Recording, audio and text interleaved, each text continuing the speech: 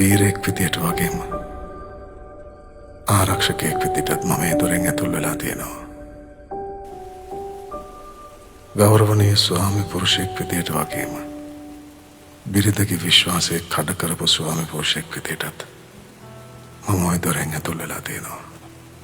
හැබැයි මේ පළවෙනි වතාවට මම මිනිමරුවෙක් විදියට ඒ දොරෙන් ඇතුල් වෙන්න ගියේ. ඒ නිසායි මම එදා ගෙදර දොර ගාව හිටගෙන ඒ විදියට කල්පනා කළේ. ආපහු හැරිලා යනවාද? ඇතුළට යනවාද?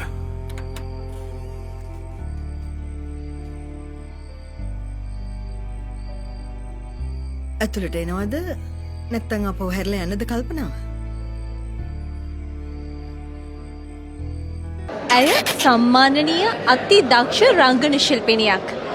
හැබැයි අද මේ චිත්‍රපටිය රූම් නම්බර් 106 චිත්‍රපටයේ ඔබට රංගපාන්න සිදුවෙන්නේ අක්කී ඇත්ත ජීවිතේ තාමත් ඉන්න ඒ වගේම බොහොම වේදනාවන් විඳින කාන්තාවකගේ චරිතය.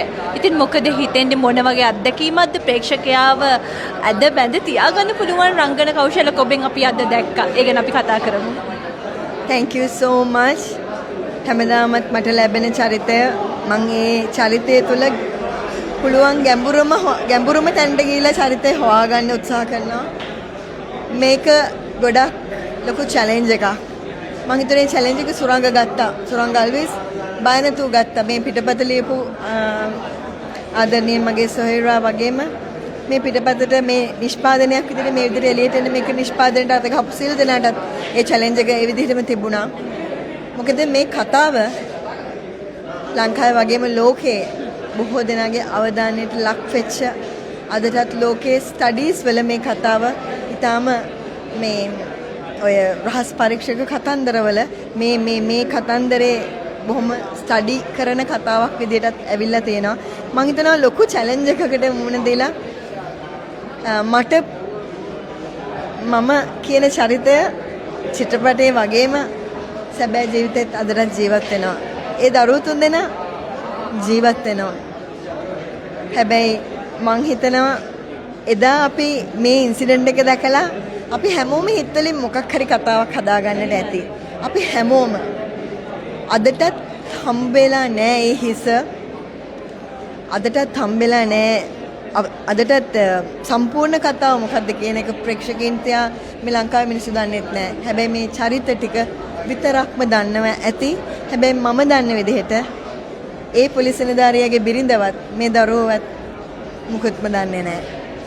ඒ කවුරුත් මේ සිද්ධියට කිසිම සම්බන්ධයක් නැහැ. ඒ අය හරිම අහිංසකයි. ඉතින් මං හිතනවා ඒ අය මේ චිත්‍රපටය බැලුවොත් ඒ අය සතුටු වෙයි. ඒ අය ඇත්තටම ඒ අයට මේක ආශිර්වාදයක් වේවි. මොකද ඒ අයගේ හිතවල තියෙන මොකක් හරි දුකක් තියෙනවා නම් පොඩ්ඩක් හරි නෙමෙයි.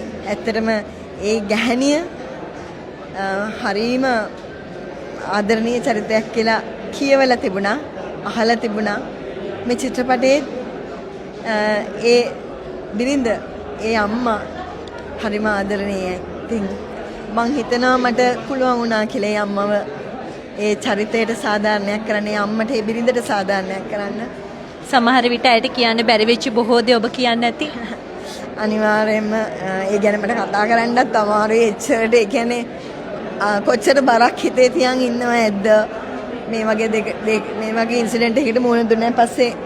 ඒ කියන්නේ සමාජයෙන් එන හැම දෙයකටම ඒගොල්ලෝ උත්තර දෙන්න බැඳලා ඉන්නවා. හැබැයි මං හිතනවා කිසිවකට උත්තර නොදී නිහඬ වීම ඒ අම්මා ඒ බිරිඳ වගේ මේ දරුවෝ කරපු ඉතාම නෝනක්කාරම වැඩක්. හැබැයි අද ඒගොල්ලන්ට උත්තරය ලැබිලා තියෙනවා.